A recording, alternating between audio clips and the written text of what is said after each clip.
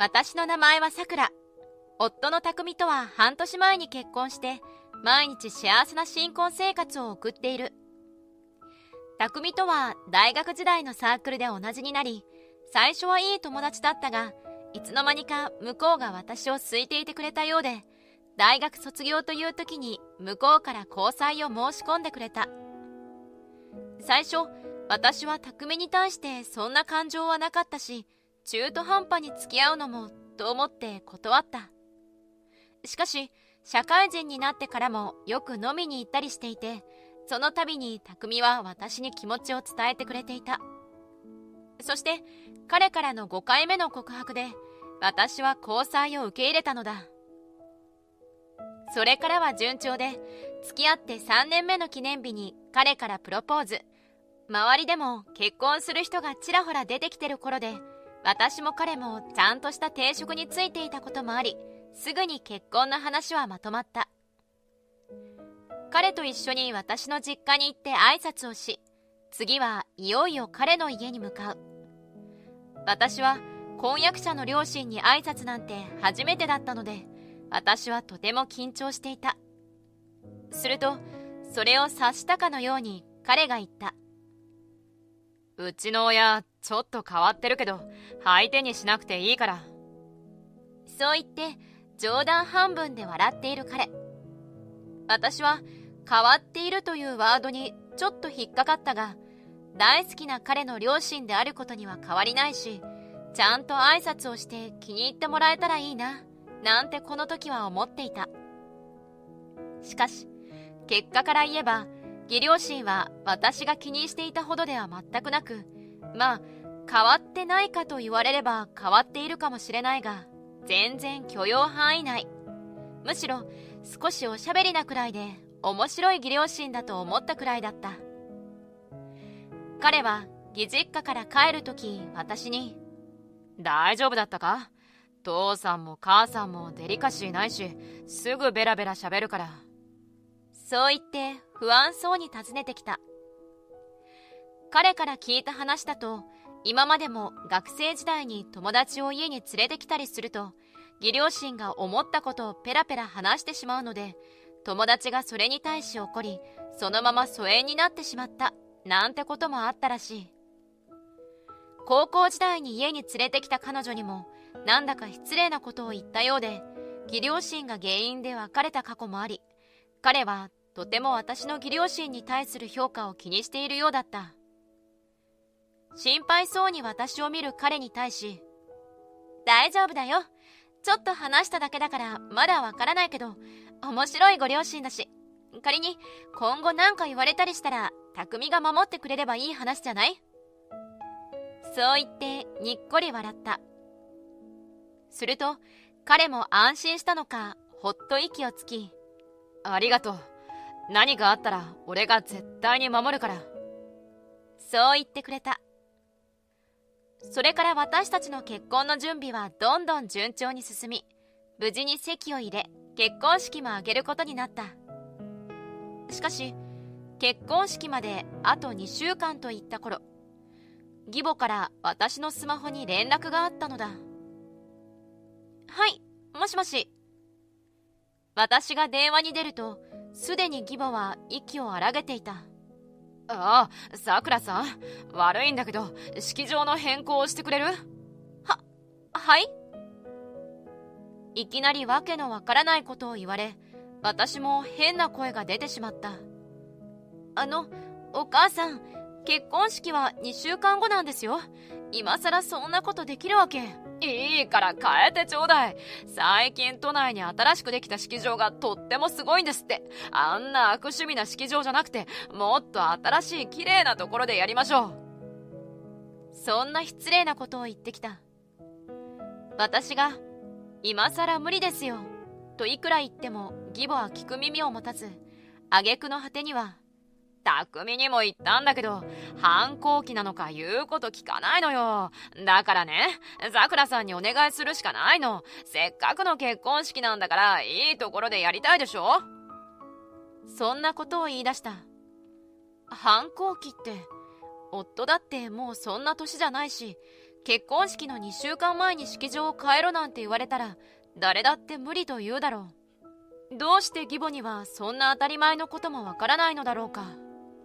その後も義母は、そもそもあの式場はあんまりだと思ってたのよとか、近所の何々さんの息子さんはもっと有名な式場で盛大にやったとか、何かと文句をつけて私たちの結婚式場の変更を要求してくる。しかし何と言われても今さら変更なんて現実的にできるわけがないのだ。それに私も夫もいろんな式場を見て回った上で今回の式場が気に入り、今まで準備を進めてきたわけで、私はそれを一通り義母に説明した。なのでお母さん、もう今さら変更なんて無理なんですよ。理解してください。私がそう言うと義母は黙り込んでしまった。やっと納得してくれたのかな。そう思っていると義母が口を開いた。さくらさん、あなたってとっても意地悪なのね。まさか姑いびりをされるなんて思わなかったわ。そう言ってブツッと電話を切られた。私は訳がわからなくなってそのまましばらく棒立ち状態。え？姑いびり？今のが姑いびりになるの？私はただ今さら式場の変更などできないという趣旨をちゃんと説明しただけなのに。義母がなかなか納得しないからこっちはわざわざ順序立てて話してあげたのに。これを機に私の中での義母の印象はガラッと変わり、おしゃべりで面白い人から話の通じない非常識な人になった。仕事から帰ってきた夫にもすぐにこのことを話し、夫はすぐに義両親に電話をして注意をしてくれたのだが、結局義両親は私たちが悪いと言わんばかりの態度でこっちの話など全く納得していなかった様子。そして結局私たちの結婚式の時もご飯がまずいだの、装飾が華やかじゃないなど散々私たちや式場のスタッフさんたちに文句を言い続けた。一生で一度の幸せな結婚式になるはずだったのに、義両親のせいで全てが台無し。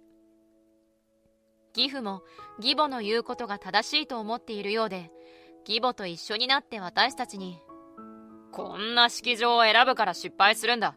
母さんの言う通りにしておけばいいもの。そう言って私たちを責めてきた。私も夫もなんだか嫌になってしまい、本当だったら結婚式の後、私の両親と義両親とみんなで食事に行こうと約束していたのだが、夫が義両親には食事会が中止になったと伝え、結局私の両親とだけ食事をすることになった。なんか思ってた結婚式にならなかったね。家に帰ってきて私がそう夫に告げると、夫も悲しそうにこっちを見て、うちの両親のせいで本当にすまない。今後はなるべく関わらないようにしようと思ってるから。そう言った。正直絶縁とまでは言い過ぎかもしれないが、私と夫にとって今回の件はとても許し難い事実だった。それから私たちは義両親と距離を置くことにした。電話で呼び出されても用事があるのでと言って断り、一緒にご飯を食べようと言われてももう済ませたと言って断った。するとだんだん向こうも誘うのが億劫になってきたのか、最近では連絡が来ることもほとんどなくなっていた。そしてその頃、私たちはマイホームを建てることをすでに決めていて、モデルルームを見に行ったり、工務店さんと打ち合わせをしたりと忙しい毎日を送っていた。そして約半年後、無事に念願のマイホームが完成。私と夫のこだわりを詰め込んだ私たちにとって最高の家になったのだ。すると、どこからか私たちが家を建てたことを知ったのか、久しぶりに義母が夫に電話をかけてきた。家を建てたんですって？お祝いに行きたいから住所を教えてちょうだい。そう言われ、最初夫も私も断るつもりだった。しかし夫が突然何かを思いついたかのように、いいよ、後で住所を送るから。そう言って義両親が私たちの家に来ることに同意してしまったのだ。電話を終えた夫に対し、ちょっと、絶対にまたなんか言われるじゃん。私がそう言うと、夫はにっこり笑いいじゃないか。お祝いしに来てくれるって言ってるだけだし、一回だけならいいだろ。そう言った。私はどうせまた何か文句を言われて、私たちが嫌な思いをするだけだと思っていたので、正直義両親が来ることに気乗りしなかったが、でもあくまでこの家は夫名義だし、夫のおかげで建った家のようなものだ。それに来ようとしているのも夫の両親。よく考えてみれば私が口出しできることではないなと思い、仕方なく受け入れることにした。そして迎えたその日、お昼過ぎに来ると言っていた義両親たちは朝の9時にインターホンを鳴らした。私も夫も朝食をとっている最中だったが、急いで玄関を開けた。すると入ってくるなり義母は、そんな安っぽい机で食べるご飯なんて美味しいの？そう言って鼻で笑ってきた。その瞬間、ほら始まった。そう思った。しかし夫は一切表情を変えず、義両親にソファーに座るように促した。私がお茶を入れ、お茶菓子とともに義両親に出すと、なーにこの湯飲み、もうちょっとセンスいいものを選べないの？と義母がそう言った。すると義父もそれに続いて、このソファーも座り心地がいまいちだな。もっといいやつを買えばいいのに。そう言ってソファーをバンバンと叩く。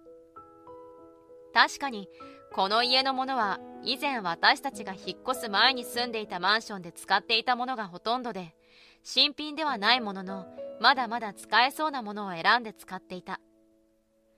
私たちも別に家具にそこまでのこだわりがなかったので、またどうしても必要になった時に新しいものを買えばいいねと話していたのだが、そこに目をつけたのか、義両親は家の至るところに文句を言ってきた。カーテンの柄が悪い。ダイニングテーブルが小さくて安っぽい。食器棚も家の雰囲気と合ってない。そんなことを言い、最終的には義父母揃って悪趣味な家、そう言ってきた。その言葉にさすがに腹が立った私は、怒りで体がどんどん熱くなるのを感じた。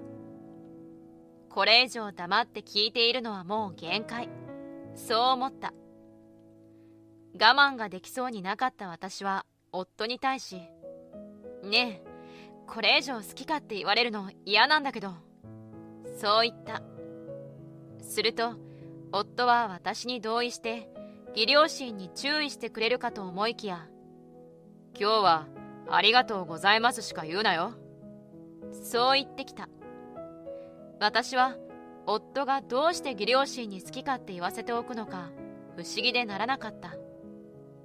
その上、いちいち悪趣味だと言ってくる義両親に対し、アドバイスありがとう、助かるよ、そう言ってニコニコと笑っている。ああ、とうとう夫も私ではなく義両親の味方をするようになってしまったんだな。そう思い、なんだか諦めの気持ちが大きくなってしまった。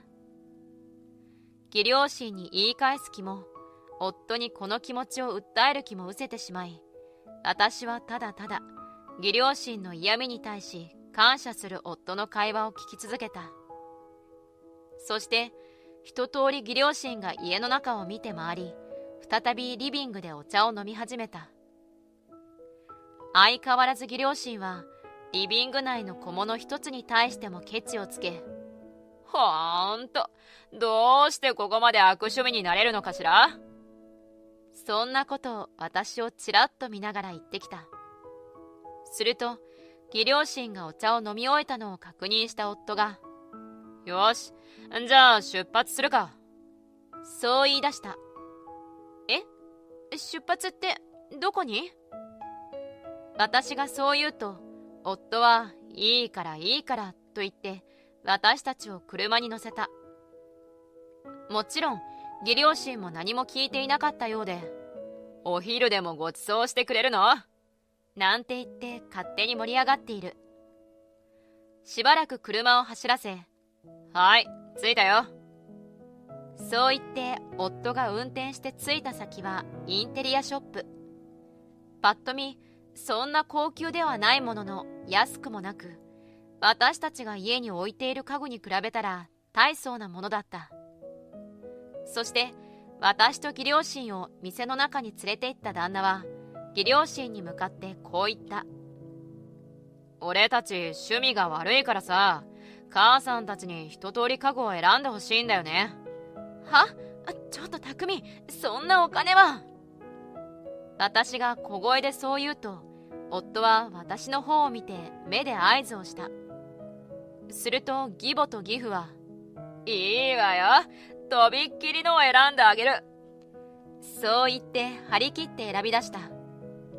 最初はリビングに置いてあったテーブルからソファー、食器棚からリビングに置く用の小物まで、義両親はありとあらゆる自分たちの気に入ったものを指定し始めた。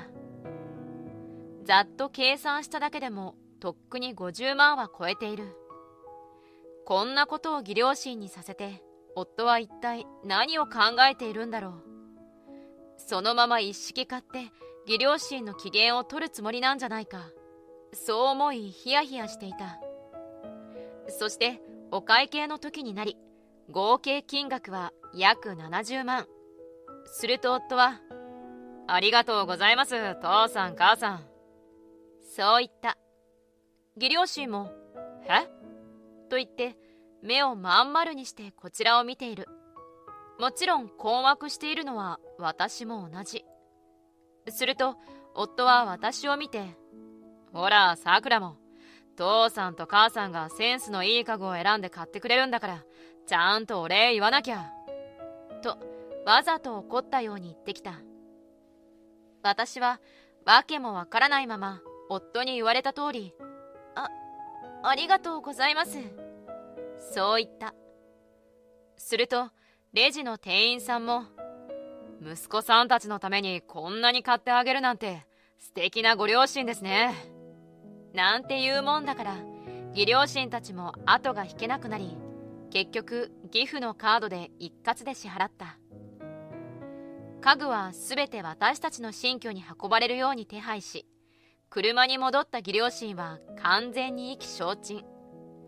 それから義実家まで送っていったのだが、その間義両親は一言も言葉を発さなかった。それからというもの、義両親が私たち夫婦に連絡してくることはぱったりとなくなった。もともと私は自分から連絡しなかったので、あまり生活は変わらなかったが、夫がたまに義両親に電話をかけると、もう変なことは言わないから、だから勘弁してちょうだい、なんて涙声で言われるほどに。きっと義両親にとっても私たち夫婦は何を言っても大丈夫な息子夫婦から、怒らせるとたまったもんじゃない取扱危険夫婦に変わったのだろう。今ではお正月やお盆など行事ごとで義実家を訪ねることはあるが、もちろんその時も義両親は私たちの機嫌を損ねまいと、今までのような変な態度は取ってこなくなった。それどころか今までの悪態が嘘のように、さくらさん素敵なお洋服ね、さすが自慢の息子、持ってるものが全部素敵だわ、そう言ってわざとらしく褒めるようになってきた。それに対し夫は、そうありがとう、そう平然と返しているが、そんな夫を見て私は恐ろしい人だなといつも思う。結局義両親をうまく丸め込んだのも夫だし、おとなしそうな顔をして一番下水のは多分夫だろう。今回の件を経て、夫がこんなに頭が働く人だということを初めて知った。一番敵に回したくないタイプだ。